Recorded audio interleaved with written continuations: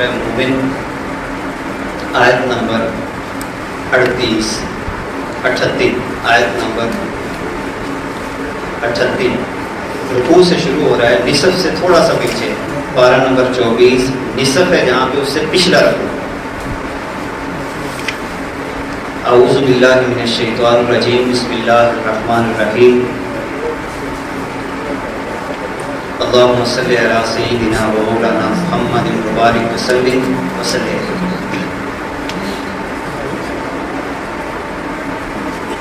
گزشتہ آیات میں اللہ رب العزت نے بنی اسرائیل کا جو واقعہ چل رہا ہے اس کے اندر ایسا بندہ جس کا تعلق فرعون کے ماننے والوں میں سے تھا، یعنی پہلے اس قوم سے تعلق رکھتا تھا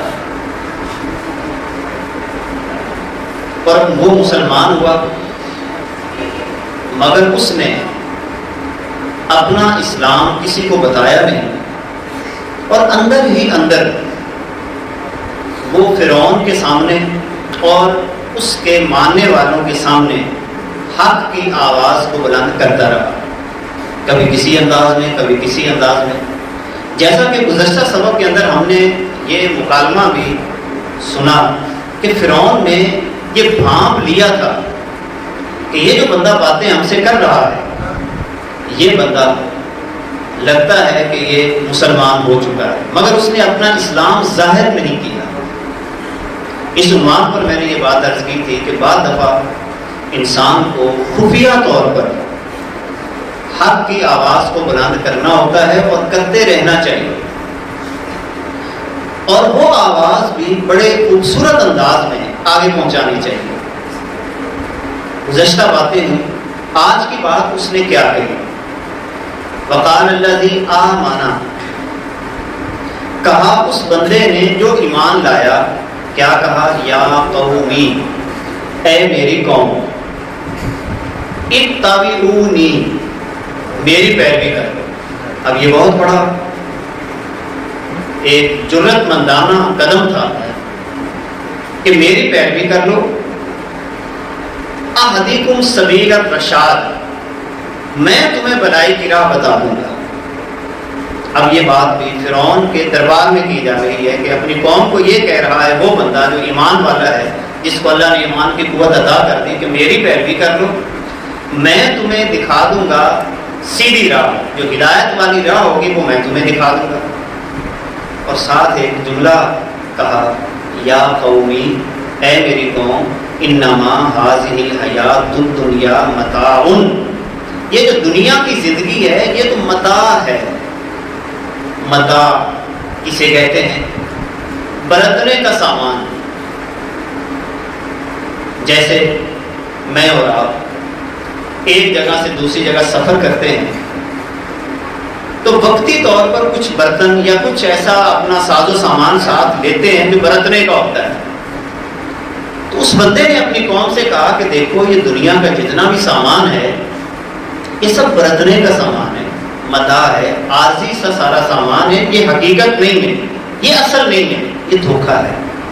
وَإِنَّ الْآخِرَةَ هِيَ دَارُ الْقَرَارِ، اور بے شک جو آخرت ہے وہ ہمیشہ رہنے کا گھر ہے۔ یہ عارضی سا گھر ہے، عارضی سی جگہ ہے، یہاں پر اپنے دل کو نہ لگاؤ۔ یہی وجہ ہے ایک بات میں مسلسل اس بات کو ذکر کرتا ہوں، اور یہ ذکر کرنا خدا کی سنت بھی ہے، مصطفیٰ کی سنت بھی ہے، اس کو کہتے ہیں تکرار۔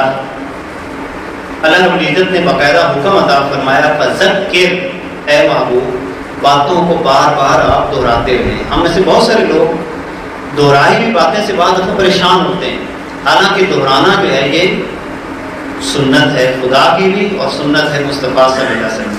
ایک بات تو یہ ہے، اور دوسری ایک بات یہ بھی ذہن رکھیں، اس سے مبلغین کے لیے ایک نکتہ جو بیان کیا گیا ہے کہ مبلغ کو چاہیے کہ نصیحت ایک دفعہ کر کے اس پہ اکتفا نہ کرے، بار بار نصیحت کرتا ہے۔ اور یہی کام اپنے گھروں کے اندر بھی کیا جائے. آپ نے دیکھا ہوگا کہ ہم گھروں کے اندر بعض دفعہ ایک دفعہ بات سمجھا دیتے ہیں اور اس کے بعد بھول جاتے ہیں. کبھی ایک دفعہ بیٹھ کے سمجھا دی, پھر سال ہر سال بھول گئے. نہیں, ایسا نہیں کرنا چاہیے. گھروں کے اندر بھی ہدایت کی بات, نصیحت کی بات بار بار یہ دہراتے رہنا چاہیے. ان میں سے ایک بات یعنی تکرار ہے. بار بار فکر آخرت کی بات کرنا, بار بار ان کے دل کے اندر یہ بات پیدا کرنا کہ مہمانوں کی مہمان نوازی کرنا, اس سے دل کشادہ ہو جاتا ہے. گھر میں چیز پکی ہے اس میں سے پڑوسیوں کو دینا, اس سے دل کشادہ ہو جاتا ہے. اپنی بساط کے مطابق خرچ کرنا, اس سے دل کشادہ ہو جاتا ہے. یہ بار بار یہ چیزیں انسان کے ذہن کے اندر ٹکراتی رہیں تو پھر وہ ہدایت کے راستے پہ چل پڑتا ہے. ساتھ ہی اس نے یہ بات بھی کی, من عاملہ سیئۃ, جو برا کام کرے گا فلا یجزی الا مثلہ, اس کو برے کام کا نتیجہ اتنا ہی دیا جائے گا کہ جتنا کہ وہ ہے. ومن عامل صالحا, اور جو عمل صالح کرے گا, سبحان اللہ, من ذکر, وہ مرد ہو او انثی یا عورت ہو, وہو مؤمن, مگر وہ ایمان کی حالت میں, فَأُولَٰئِكَ يَدْخُلُونَ الْجَنَّةَ, یہی وہ لوگ ہیں جو جنت میں داخل ہوں گے. يُرْزَقُونَ فِيهَا بِغَيْرِ حساب, اور اس میں بغیر حساب کے رزق دیے جائیں گے. بھائی آپ یہ دیکھیں مسلسل وہ باتیں کر رہے ہیں اپنی قوم سے. یہ سارا اس کا خطبہ ہے جس کو اللہ رب العزت نے قرآن میں نقل کیا. اس سے پتہ چلا کہ جو لوگ جرأت مندانہ کام کرتے ہیں اور جرأت مندانہ خطبے دیتے ہیں اور حق کی آواز کو بلند کرتے ہیں, اللہ رب العزت ان کے خطبوں کو بھی ہمیشہ ہمیشہ کے لیے محفوظ کر دیتا ہے. حضرت لقمان علیہ السلام نے اپنے بیٹے کو نصیحتیں کی, اللہ نے قرآن کا حصہ بنایا. حضرت ابراہیم علیہ السلام نے نمرود کے سامنے جرأت مندانہ گفتگو کی, قوم کے سامنے کی, اللہ نے اس کو قرآن کا حصہ بنایا. حضرت موسیٰ علیہ السلام نے فرعون کے سامنے جرأت مندانہ گفتگو کی, اللہ نے اس کو قرآن کا حصہ بنایا.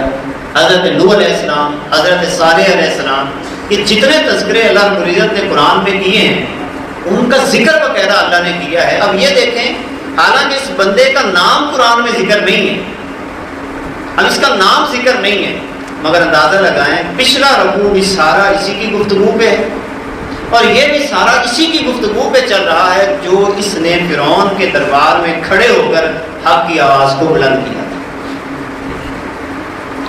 لہذا ہماری ذمہ داری, جیسے قرآن میں اللہ نے فرمایا وما علی الرسول الا البلاغ المبین, پہنچا دیجیے, حق بات کہتے رہیے, حق بات کہتے رہیے.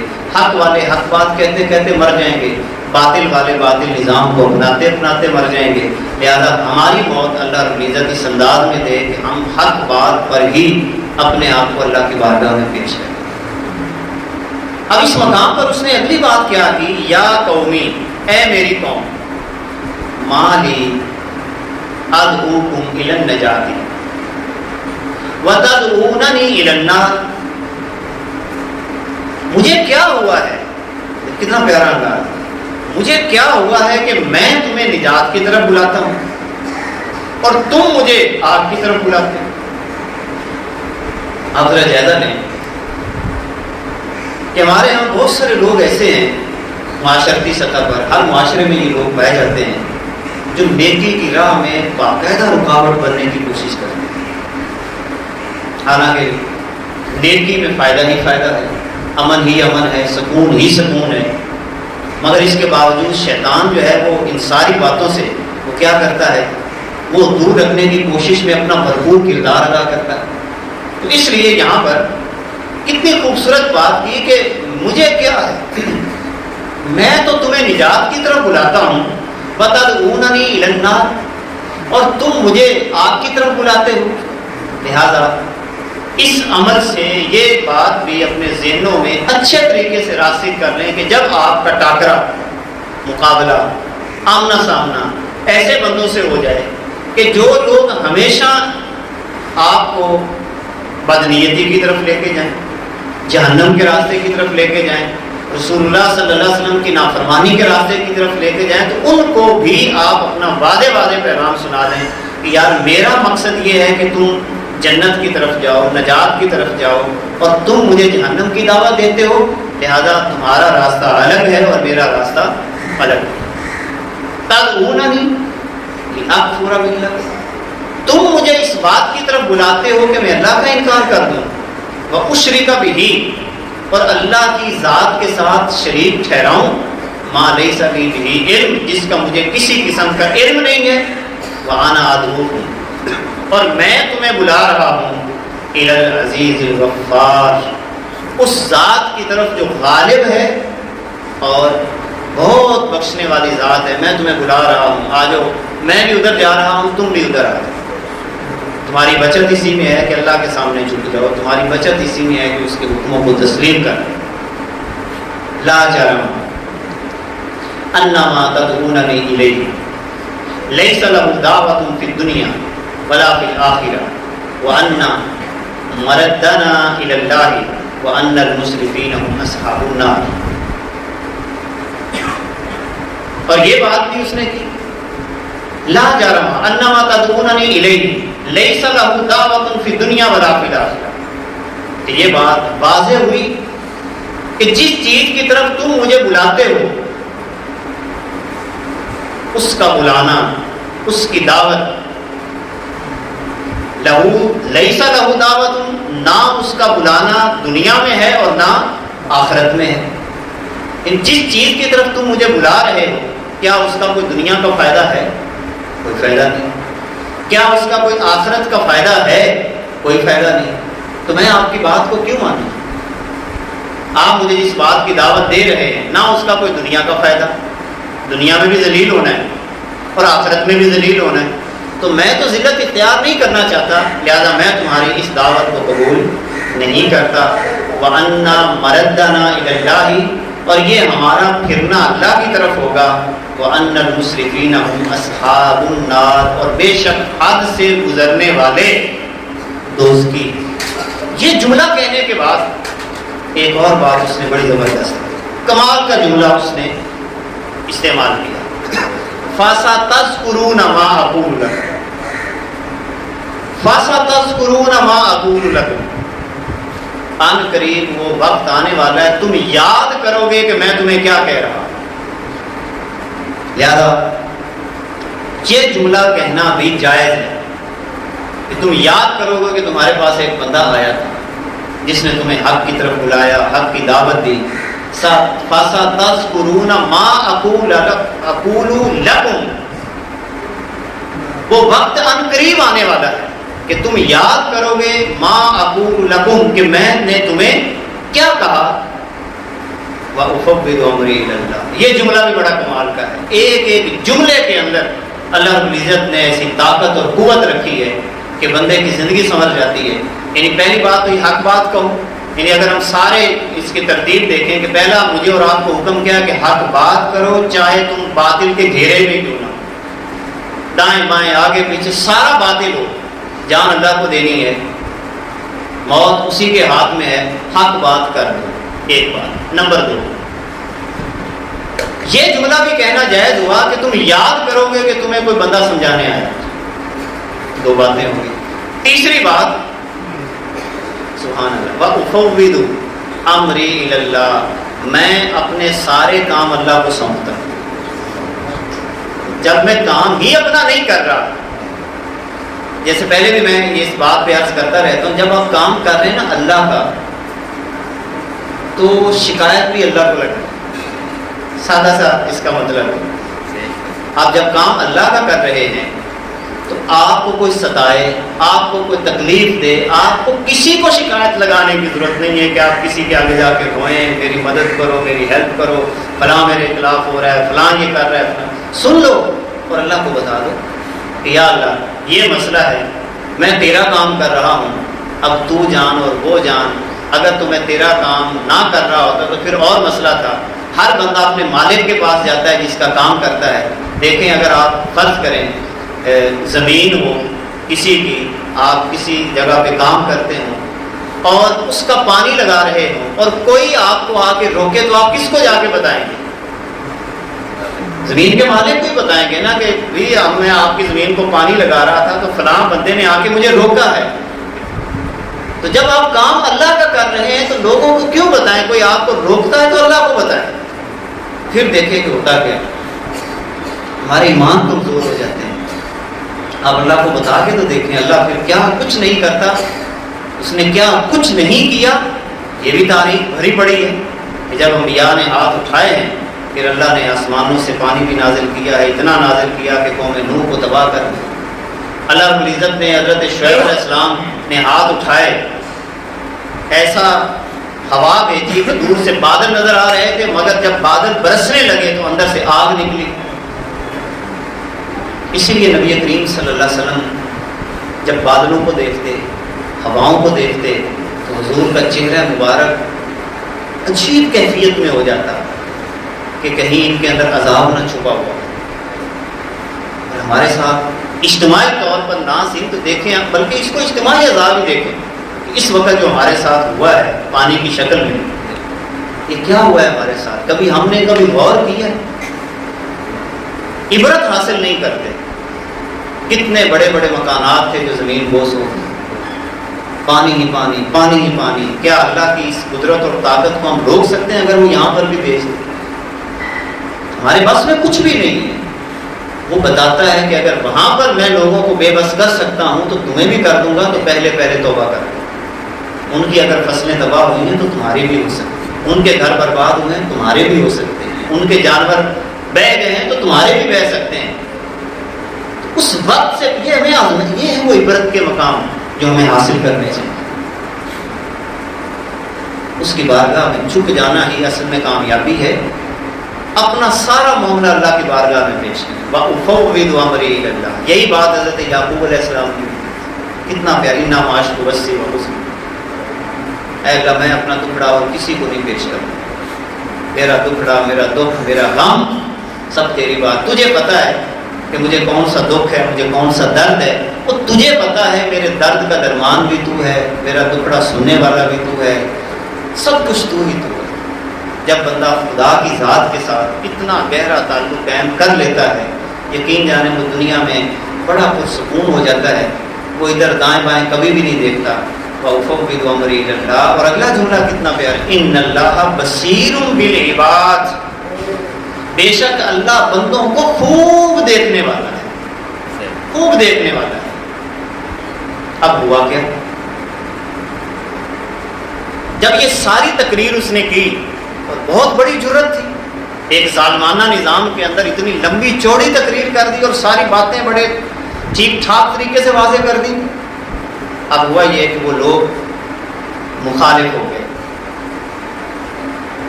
اور مخالفت کے اندر انہوں نے ان کا پیچھا بھی کیا، مارنے کی کوشش کی۔ اللہ کا جملہ دیکھیں، اتنے ظالمانہ نظام میں فَوَقَاهُ اللَّهُ، اللہ نے بچا لیا اس کو، سیئات ما مکروا، جو انہوں نے پلاننگ کی اس بندے کے خلاف کہ ہم نے اس بندے کے ساتھ یہ کرنا ہے، یہ کرنا ہے، یہ کرنا ہے، اللہ نے اس بندے کو بچایا۔ وَحَاقَ بِآلِ فِرْعَوْنَ سُوءُ الْعَذَابِ، اور فرعون والوں کو برے عذاب نے آ کے گھیر لیا۔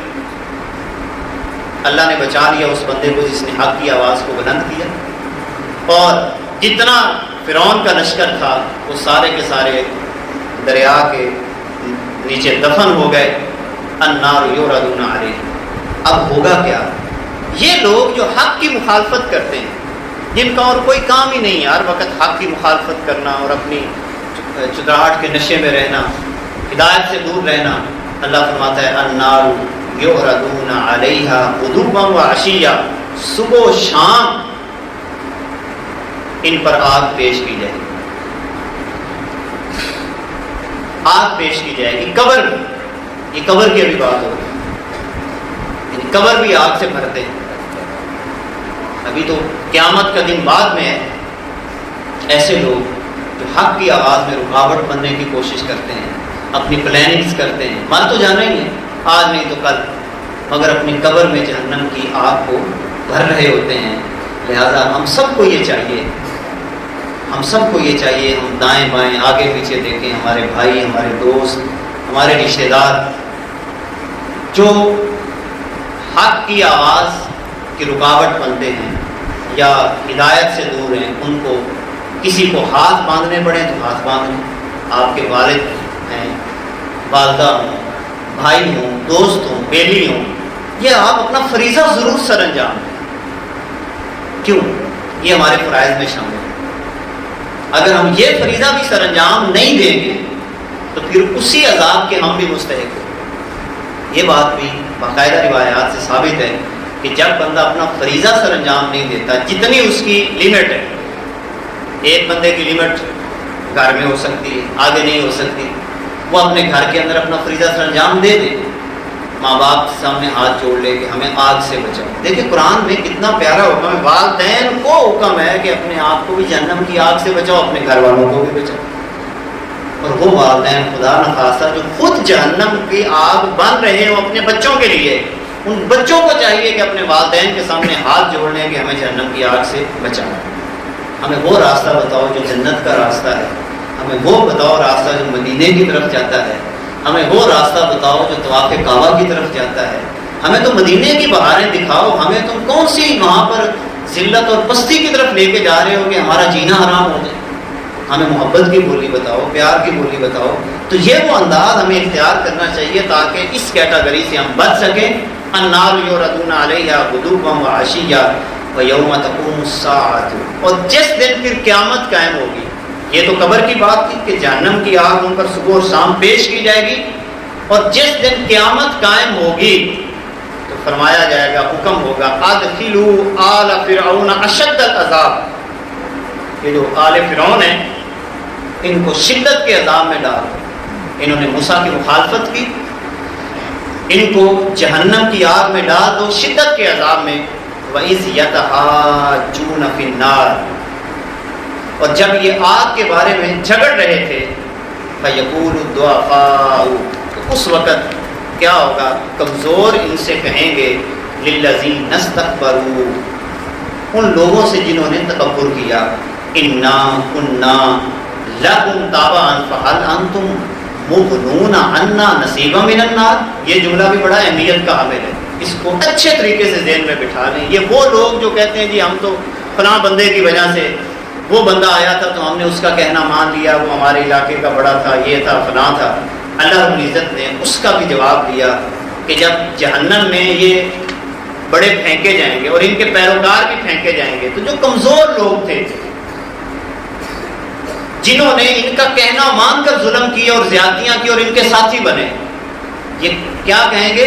یہ کہیں گے ان متکبرین سے، انا کنا لکم تابعا، ہم تمہارے پیچھے چلے تھے اس وقت، فہل انتم مغنون، کیا تم ہمیں آج کے دن بچا سکو گے؟ انا نصیبا من النار، کیا جہنم کی آگ کا کچھ حصہ تم ہم سے دور کر سکو گے؟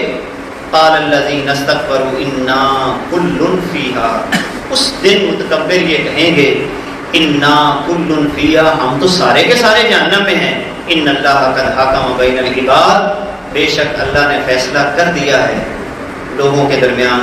وقال الذین فی النار، اور کہیں گے وہ لوگ جو جہنم میں ہوں گے، لی خازناتی جہنم، جہنم کے چوکیداروں سے، جو جہنم کے داروغے ہوں گے، یہ جہنمی لوگ ان سے کہیں گے، کیا کہیں گے؟ ادعوا ربکم، اپنے رب سے دعا تو کرو، یخفف عنا یوما من العذاب، ایک دن کا عذاب ہی ہم سے چھٹکارا حاصل ہو جائے، ایک دن کا عذاب ہی ہم سے چھٹکارا ہو جائے۔ قال، وہ آگے سے جواب دیں گے، اولم تک تأتیکم رسلکم بالبینات، وہ جہنم کے داروغے چوکیدار، کیا تمہارے پاس اللہ کے نمائندے نہیں آئے تھے، اللہ کے رسول نہیں آئے تھے تمہیں سمجھانے کے لیے؟ اس وقت تم اپنے نشے میں مبتلا رہے۔ قالوا بلا، وہ جہنمی کہیں گے بالکل آئے تھے۔ قالوا فادعوا، تو وہ کہیں گے اب تم دعا کرو، وما دعاء الکافرین الا فی ضلال، اس دن کسی کافر کی دعا نہیں سنی جائے گی، کافر کی دعا مگر کیا ہوگی؟ الا فی ضلال، وہ بھٹکتی ہوئی دعا ہوگی، وہ اللہ کی بارگاہ میں قابل قبول نہیں۔ ان آیات کی روشنی میں یہ بات سمجھنے کی ضرورت ہے۔ نمبر 1، حق کی بات وہ ہمیشہ کرتے رہیں، اپنا فریضہ سر انجام دیتے رہیں۔ نمبر 2، اپنے سارے معاملات، یعنی شکایت کس سے لگانی ہے؟ اللہ سے، اور کسی سے نہیں لگانی ہے۔ نمبر 3، اپنے آپ کو بھی جہنم کی آگ سے بچانا ہے اور اپنے گھر والوں کو بھی جہنم کی آگ سے بچانے کی بھرپور کوشش کرنی ہے۔ اللہ رب العزت عمل کی توفیق عطا فرمائے۔ وآخر دعوانا ان الحمد للہ رب العالمین۔